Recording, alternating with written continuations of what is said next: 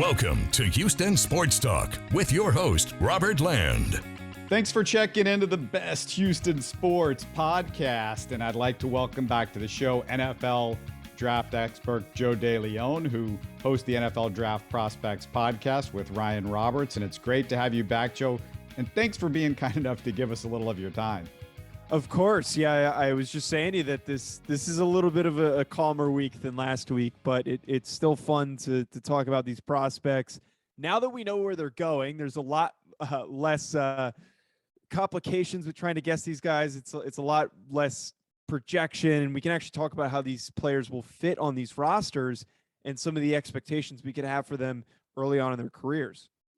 Yeah, I'm so confident. I've got the Super Bowl Texans banner in front of the stadium behind me in that photo. That's from many years ago, but yeah, not that confident really. But when we did this a couple of months ago, Joe, you thought the Texans had to draft Thibodeaux if he was available. You were very high on Kyle Hamilton. They actually had two chances at Kyle. They had a chance at Thibodeaux, didn't do it. What did you think about Derek Stingley? Yeah, no, I don't think that this was a bad pick. I was legitimately not shocked, but not expecting him to be the first corner off the board.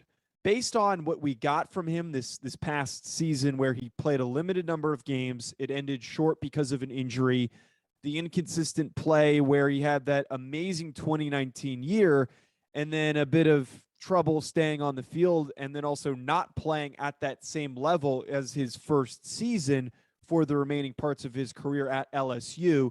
I was expecting that teams, based on how they usually react to stuff like that they might hold off on a guy like Derek Stingley. I thought that if anyone was going to tumble, it was going to be Derek Stingley and not Andrew Booth Jr.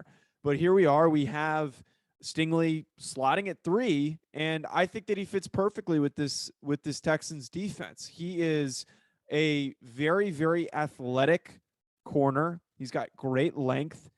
And I think if you can tap into what he did early on in his career, which is still there, it's not like he suffered some crazy injury like Justin Ross did that is going to prevent him from getting back to where he was. It was just a foot injury. He was dealing with a foot injury, and he was dealing with coaching issues and a transition away from Ed Orgeron, and a lot of different circumstances that he couldn't really control.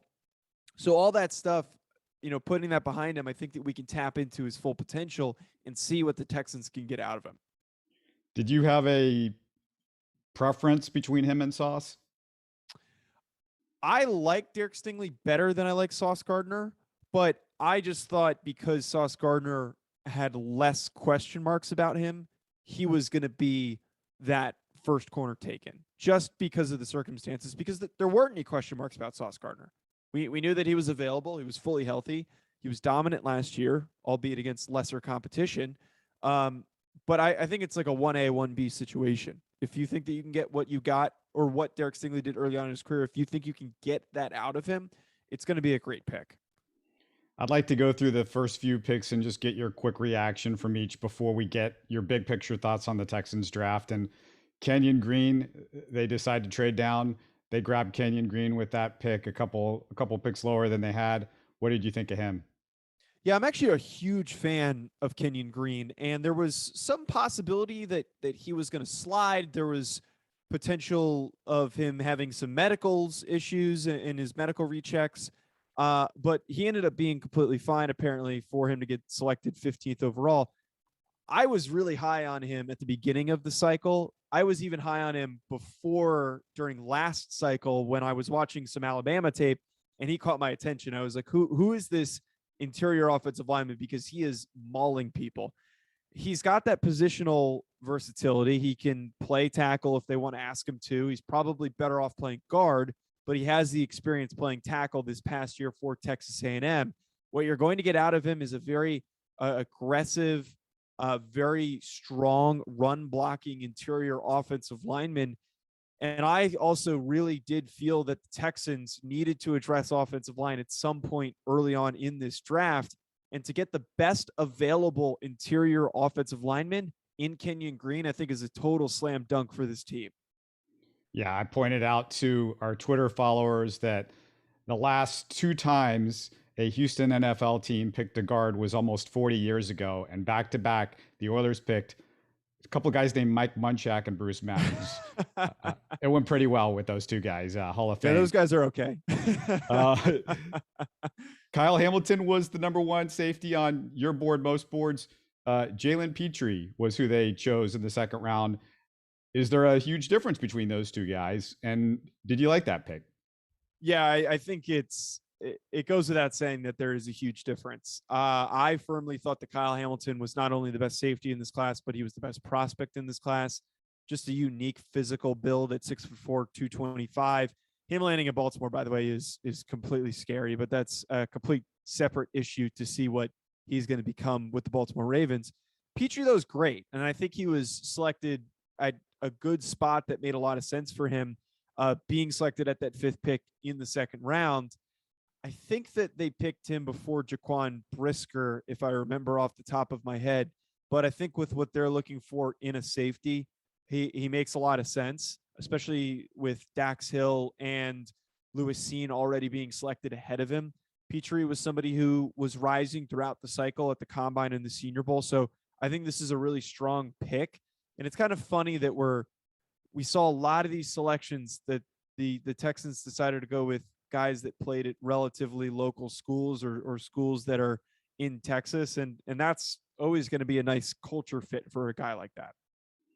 Next, they picked John Metchie. And this is, it feels like a very Nick Caserio move because he was with the Patriots for all those years with Belichick, and they put a lot of emphasis on the slot receiver.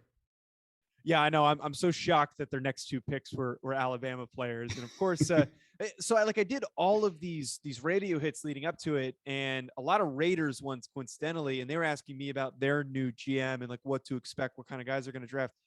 I should have been saying that they're just going to draft a bunch of Alabama players because that's what we get with all these disciples, and what Bill Belichick loves to do is draft Alabama players. There's value in selecting guys that come from good programs with an elite coach like Nick Saban, who has developed high character guys that are going to show up and work. Now, John Metchie, to me, I didn't have him as one of my highest receivers. I thought that George Pickens and Christian Watson, who ended up, I think, getting selected before him, were better options. But he's still a good, strong receiver. Recovering from the injury that he suffered at the end of the season is going to be priority one, and making sure that he's back at full strength, because dealing with the injury that he dealt with obviously takes some time to get back to that full speed. But he's a good possession receiver. He's an underrated athlete. I don't think we should expect him to be a 1,500-yard receiver, but he could provide nice value, as an eventual wide receiver 2 or wide receiver 3 once they build out the rest of this receiver group. It feels like a safety blanket for Davis Mills, your young quarterback, right, that you're trying to really help out as much as possible, right? Yeah, you want to add, and that's why I like a lot of these picks and the approach for these picks that the Texans had. You've got a young quarterback and you're trying to get as much out of him as possible. So what you do is you draft an offensive lineman early. You draft a receiver pretty early as well. You want to protect him. You want to give him options. And I think that safety blanket description is a really good way of describing him. And that's what he can be once he's back on the field and fully healthy. From the projections that I saw, it sounds like Christian Harris, the next pick, was probably the biggest reach of the Texans draft choices. What did you think about that? Yeah, reach is, frankly, an understatement for me. I'm not a fan of Christian Harris, and the past couple guys, these linebackers from Alabama, have been a bit underwhelming because they're really highly rated recruits. And at the beginning of the cycle, we're always going to hype up the Alabama defenders. There's more value in the defensive linemen than there are in these linebackers. And the problems that we saw with Dylan Moses, similar to the issues that we see with Christian Harris. Christian Harris, good athlete, or decent athlete for a linebacker, moves well, but I just don't see that processing ability. I don't see that quick trigger, that the ability to understand everything that's going on in front of him at a quick pace and then attack the football, know where he needs to go. He always feels like a second behind, and that's something that if you don't have that as a linebacker, it really doesn't click after a period of time. Like if you have the athleticism and you can move, sometimes these guys just don't catch up to that, and you would hope that he can figure out and process quicker. But more often than not, it usually doesn't work out. It's kind of like what we see with quarterbacks where, yes, you can get smarter. Yes, you can improve your knowledge of the game. And yes, you can slow down the speed of the game around you. But if you just don't have that instinct and it shows up on tape, it's not going to show up 3 to 4 years into their career. And that's what worries me a little bit about Christian Harris. One of the things that we said on the podcast is Levy and Caserio seem to be pretty connected on a lot of this stuff. And Levy very much involved from what we can tell. And Levy knows defense. And there was a big bro hug after that pick between Caserio and Levy Smith. So take it for what it's worth, Joe. But I'll point that out with that choice. Right. He was probably the least popular by draft experts of the picks. The most popular, Dameon Pierce. What did you think of that? Yeah, Damien Pierce is a really underrated running back in this class.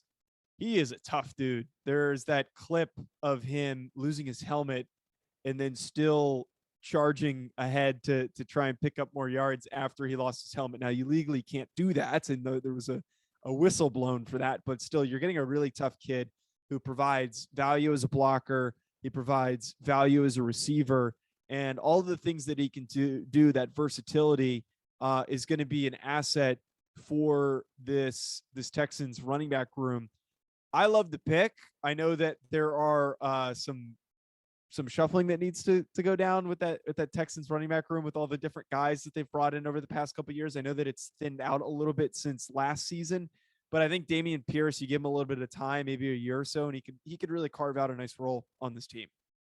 Yeah, that's somebody that they really could use a hit there because the running back core has been pretty pathetic over the last few years.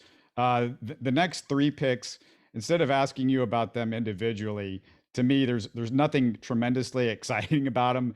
Thomas Booker, Teagan Quitoriano, I hope I got his name right, and Austin Deculus.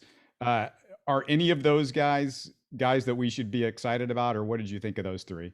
Yeah, I actually love Thomas Booker. I think he is potentially a sleeper in this class as a defensive lineman coming out of Stanford. I mean, he's got good size. He's got underrated athleticism. I think if you can tap into that, he could end up becoming a high quality starter for this Texans defensive line. That out of the 3 that you just mentioned, that Thomas Booker pick, I think was very, very underrated, and I think more people should be talking about. The other 2 guys, though, they're decent picks, probably more for depth, but I'm more excited about that Booker selection out of anything. Teagan kind of made me laugh because the Texans have made it now a yearly thing with the tight end. This is 5 in 5 years for them. Yeah, you never know what you get out of a guy like that. But it's I totally understand that. Just keep adding more and more tight ends, and maybe one of them sticks and does something. Yeah, we're still waiting for that. But I mean, actually last year we thought Brevin Jordan showed some flashes when he got his chance about several games into the season. They really got his feet wet. Was there anything you gleaned from Caserio's philosophy after watching him in this draft? And now we've got a couple of drafts. I mean, last year didn't get a whole lot of picks. This year you saw him with more picks. The big thing for this draft for a lot of us was SEC. I mean, it was just, they kept coming at us.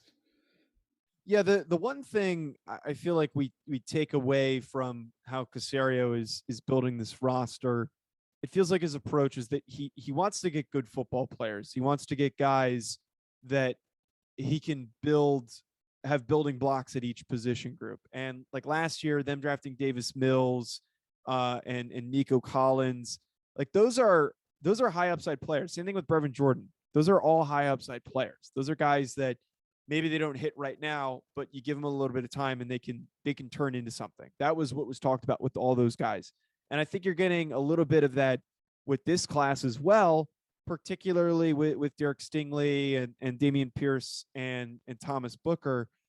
There's a lot of trying to tap into that potential, which is a little bit different than what we get with Belichick, but it's trying to find good football players with high upside wherever you can find them throughout this draft. And they're on the right track. I know they didn't have a lot of picks last year. This year makes it a lot better. If Davis Mills hits, this team is on a nice track building at key position groups that need depth, need young players to fill those groups out. Was there a player that you're just dumbfounded that the Texans didn't grab at some point, besides the guys we talked about off the top that you really liked?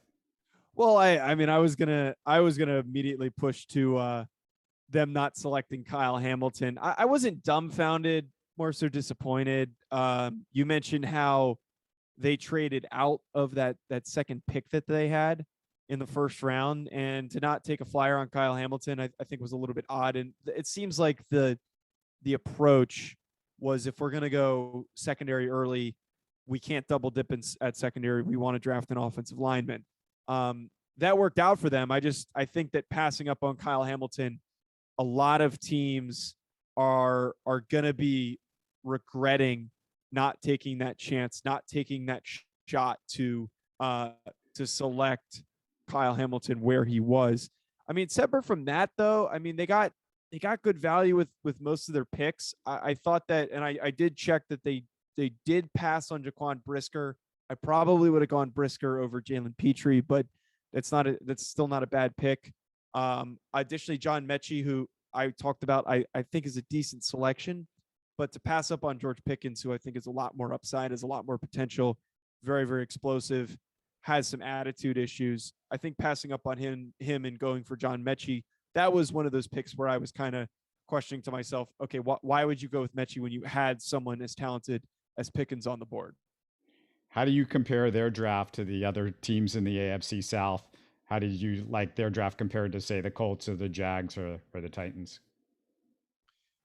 I think comparably, they probably had the best draft off the top of my head amongst the rest of the AFC South teams, because the Jaguars draft approach, I don't really fully understand what they're going for. I didn't like the Trayvon Walker first overall pick. I thought that should have been Aiden Hutchinson or Kayvon Thibodeau. I also was hearing that apparently they might try to use him as a stand-up rusher, and Trayvon Walker is not a stand-up rusher. He is a big dude, and I don't think that he is going to be utilized properly by the Jaguars defense. I'm really, really worried about that. And it was a very heavy defensive approach, not much of an effort to protect and provide Trevor Lawrence with a whole lot. So that was a big drawback for me with the Jaguars. The Titans trading away AJ Brown, obviously that benefits now the Texans, that you don't have to defend AJ Brown. Getting rid of Brown to bring in a younger version of him, as everyone was saying with Treylon Burks, is a head scratcher, because AJ Brown is pretty young. They just didn't want to have to pay him. But it's nice that they get Malik Willis. I wouldn't be shocked in 2 to 3 years if Malik Willis takes over that starting job, or we never see him take a single snap at quarterback for the Titans. But that's something to look out for Texans fans, is having to face Malik Willis, who has tremendous potential and upside as a quarterback. And then lastly, the Colts. I really was a bit underwhelmed by the Colts draft. They reached, frankly, on a lot of their picks. Like Alec Pierce, where they selected him, was really early. Jelani Woods, where they selected him in round 3, was really early. I'm not a fan of Bernard Raymond as a prospect because he's older. I just didn't really get that for me. And then the other thing, too, they drafted Andrew Ogletree, a Youngstown State tight end. And I'm an FCS guy. I love FCS prospects. But, like, I had no idea that he was even a draftable prospect. I didn't have any notes on him because he probably shouldn't have been a draftable prospect. He's big, he's slow, and he can't move very well. So a lot of those other drafts, there's positives for some of these teams, a lot of negatives. I'm more of a fan of what the Texans did because they attacked the needs that they needed to address. Yeah, we're not going to complain that the other teams are stumbling. Did you have a favorite draft among the other, I guess, all 32? Did you have a favorite draft among the 32 teams? Yeah, my favorite group, the Ravens are up there, but what the Kansas City Chiefs did has to be acknowledged. They are playing chess while everyone else is playing checkers. It felt like there were a lot of picks throughout this draft that teams were overthinking things. They were trying to play upside, or they were passing on certain guys that shouldn't have been passed on. And the Chiefs just kind of sat where they were for most of this draft and allowed the right players to fall into their lap. They get George Karlaftis, they get Trent McDuffie early on in the first round, they both fit major needs at corner, at edge rusher. Sky Moore, the Western Michigan receiver, is exactly what they look for in receivers, and to draft him in round 2 is tremendous value for him. He's fast, he's small, he's going to be a deep threat. They just lost Tyreek Hill. He's not going to be Tyreek Hill, but he's that type of a receiver that you can use him as a deep threat in this receiver group.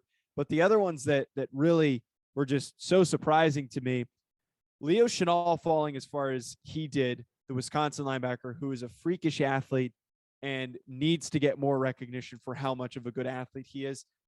Putting him into a linebacker group that already has Willie Gay and Nick Bolton, a lot of speed and quickness in that group. That is a scary, scary linebacker group that they now have. Not to mention that they also were able to get Joshua Williams from Fayetteville State, who, tall, long corner, really, really good athlete, is going to lock guys down in a lot of these games. And then the last one, Darian Kennard, was somebody who people said was a first-round pick, and here he is falling all the way in the I think it was the 5th round that he fell as far as he did. Darian Kennard, the tackle from Kentucky. So kind of like last year, they allow people to fall into their lap, and they're going to be really high-quality starters. All of those guys, I think, have the potential to be high-quality starters. And the Chiefs also just acquired Lonnie Johnson from the Houston Texans, who, as you might remember, Joe, just a couple of years ago, GM Bill O'Brien picked him in the 2nd round, and he is already a casualty of Caserio, and they got a 7th round pick for him, and that's it. Yeah, I mean, Lonnie Johnson, probably didn't play up to the potential that Texans fans were hoping for, but that Chiefs defense has been so effectively reworked. You have a lot of teams that their approach to fixing rosters this offseason was trading picks, players, whatever they could to add players, especially in their division. And the Chiefs decided to say, you know what, we're going to part ways. We're going to go cheap because we have a big quarterback contract on the books and some other big contracts that are affecting their salary cap. And not only are they going young, but they're getting really effective young players that are going to continue to step in and start. And Spagnuolo and Andy Reid are going to find ways to activate these players like we saw they did last year. And they also got Justin Reed off the free agent wire from the Texans as well, who was a 3rd round pick a few years ago. So we'll Kansas see City Texans over here. Yeah, we'll see what they do with all this. It'd be interesting to see if those guys turn a corner after. I mean, Reed is mostly injuries, but if Lonnie Johnson can turn a corner or what's going to happen there. Before I let you go, remind people where they can find you and how they can find you. Yeah, you can find me at Joe DeLeone on Twitter. Be sure to check out our show, the NFL Prospects Pod, at NFL Prospects Pod on Twitter. And then our YouTube channel, which features the NFL Prospects Pod and the FCS Football Pod and some just general college football discussion, Hack City on YouTube. Be sure to check that out and hit subscribe. We are hoping that you're wrong about Kyle Hamilton. We're gonna dream big things for Kenyon Green, and God knows they could use some offensive line help. So, right. Thanks so much for doing this, Joe. Always fun to catch up with you. Of course. Thanks for having me on. You're listening to Houston Sports Talk. Don't forget to follow Houston Sports Talk on Facebook and Twitter. Subscribe to us on iTunes, Spotify, the Google Podcast app, or the Stitcher app. You can support us by giving us a 5-star review on iTunes or by telling your friends about us. Spread the word, everybody. Thanks for listening.